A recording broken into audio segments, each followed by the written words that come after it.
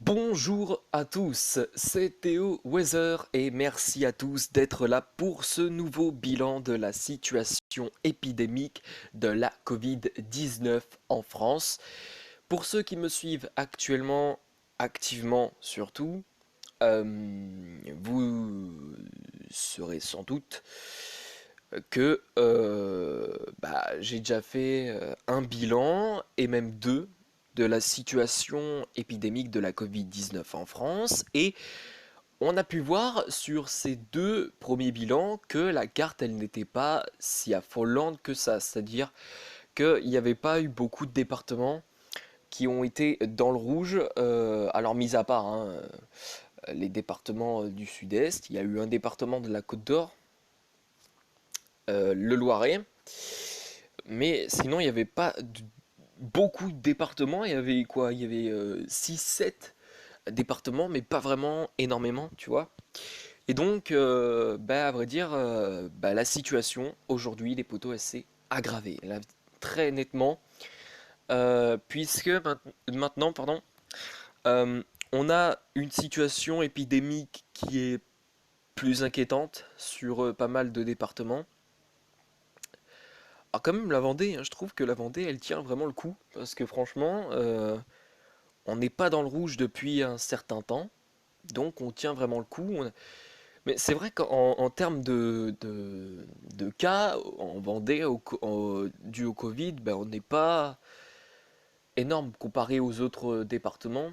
On n'a pas un taux d'incidence qui est vraiment énorme ici en Vendée. Euh, on tourne avec un taux d'incidence de 45%, à vrai dire. 45,66 je crois. Alors que dans d'autres départements, il y en a qui ont un taux d'incidence stratosphérique, hein, 160, 170. Donc franchement, non, non, de la Vendée aux autres départements, on est vraiment à l'autre bout du monde, quoi. C'est vraiment à l'autre bout du monde. Donc ouais, nous, en Vendée, on tient le coup. Vraiment, on tient le coup. On n'a pas vraiment beaucoup de patients en réanimation. On en a 32 en Vendée, à vrai dire. Euh, non, pas en Vendée, mais sur les régions Pays de la Loire. Euh, enfin, malgré tout, il y a quand même une partie des Pays de la Loire qui sont dans le rouge, hein. Par exemple, la Sarthe, le Maine-et-Loire et la Loire-Atlantique sont dans le rouge. Après Nantes, hein, et la Loire-Atlantique, ça ne m'étonne pas parce que il y a déjà eu beaucoup de cas qui ont été relevés, mais mais voilà. Non, non, sinon nous ici en Vendée, on est vraiment très très bien. On n'a pas vraiment beaucoup de cas.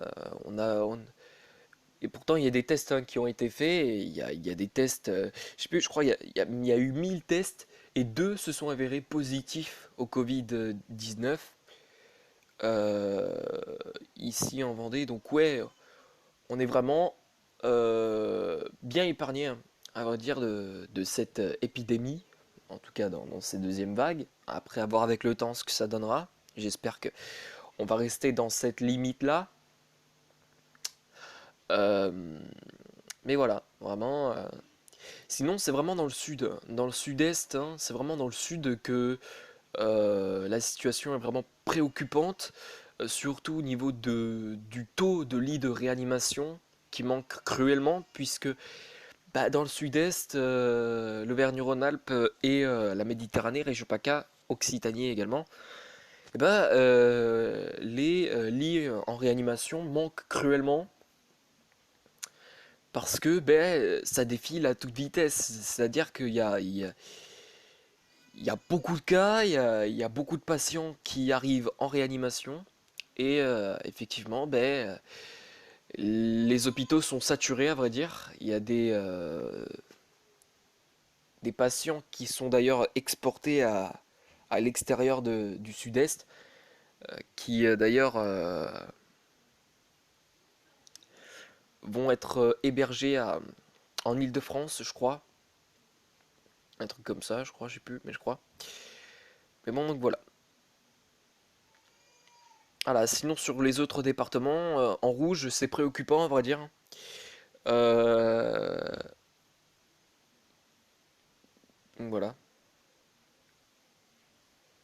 très bien le voir. Donc voilà, l'île-et-Vilaine, la Loire-Atlantique, le Maine-et-Loire, la Sarthe, l'Indre. Alors attendez. Alors, 1. Alpes-Maritimes, Aude, Aveyron, Bas-Rhin, Bouches-du-Rhône, Calvados, Corse du Sud, Côte d'Or, Doubs, l'Essonne, l'Eure, le Gard, le Gers, la Gironde, la Corse, la Haute-Garonne, la Haute-Marne, la Hauts-de-Seine, l'Hérault, l'Ille-et-Vilaine, l'Indre-et-Loire, l'Isère, la Réunion, Loire, Loire-Atlantique, Loire, Maine-et-Loire, Marne, Martinique, Mayotte, Meurthe-et-Moselle, Nord, Paris, Pas-de-Calais, Puy-de-Dôme, Pyrénées-Atlantiques, Pyrénées-Orientales, Rhône, Saône-et-Loire, Sarthe, Seine-et-Marne, Seine-Maritime, Seine-Saint-Denis, Tarn, Tarn-et-Garonne, Territoire de Belfort, Val d'Oise, Val-de-Marne, Var, Vaucluse, Vienne et Yvelines. Donc tous ces départements sont dans le rouge, hein, alors que ça n'était pas le cas il y a un mois. Alors pour certains départements c'était déjà le cas, mais pour d'autres bah, c'était pas le cas. Et puis voilà. Le Cantal aussi, hein, j'ai beaucoup remarqué que le Cantal, bah, il n'y a pas eu énormément de cas, à vrai dire. Alors qui sait peut-être que... alors il peut y avoir certainement des cas, mais pas beaucoup. Alors à quoi ça pourrait être dû? Peut-être à un lavage régulier des mains, surtout des gestes barrières qui sont très bien respectés dans ce département. C'est possible aussi, hein, écoutez, voilà, voilà. Mais bon, bref. Très bien. Alors, maintenant, je vais vous montrer un petit peu hein, le taux d'incidence par département.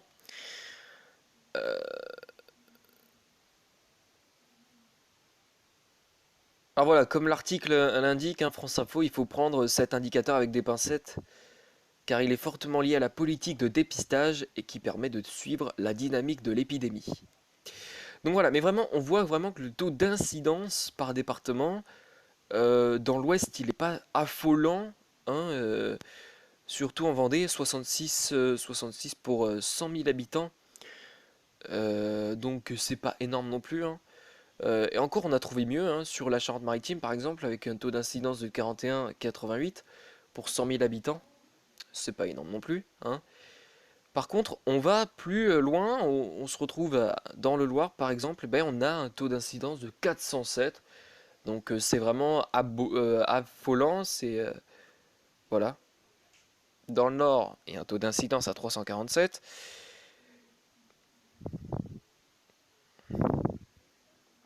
Mais donc voilà.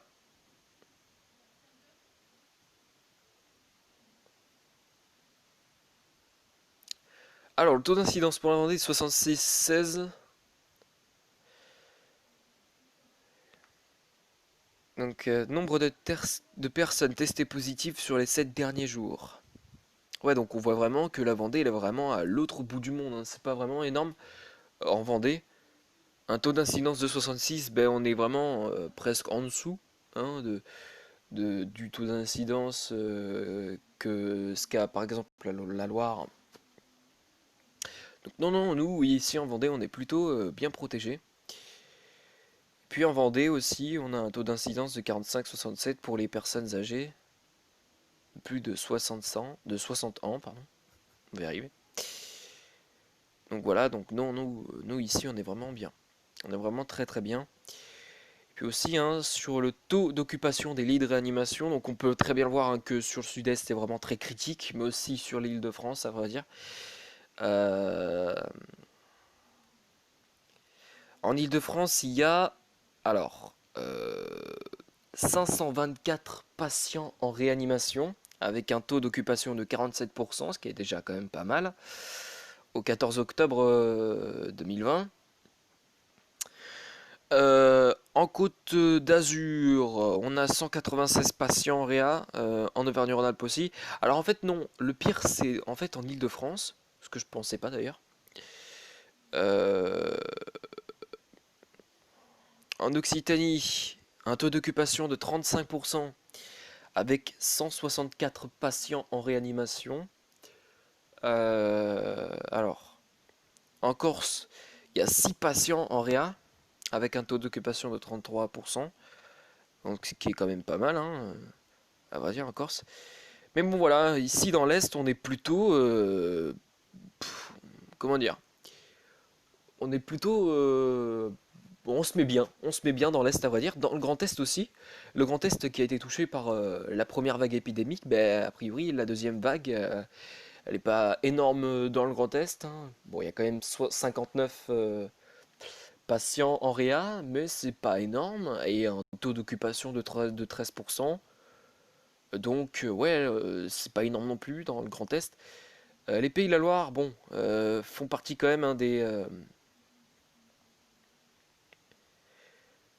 régions de la moitié ouest qui sont un petit peu au-dessus par rapport à la Nouvelle-Aquitaine et à la Bretagne, mais sinon, c'est pas énorme. On a un taux d'occupation de 18%. Donc en Pays de la Loire, on se met bien aussi. Nouvelle-Aquitaine, pareil, avec un taux d'occupation de 15%. Pays de la Loire, il y a 32%, 32 patients pardon, en réa. En Nouvelle-Aquitaine, il y en a 62. Et puis en Bretagne, ben, en Bretagne, il y a 23 patients en réa. Donc ouais, là aussi, c'est pas énorme. Alors en Normandie, 63 patients en réa avec un taux d'occupation de 26%.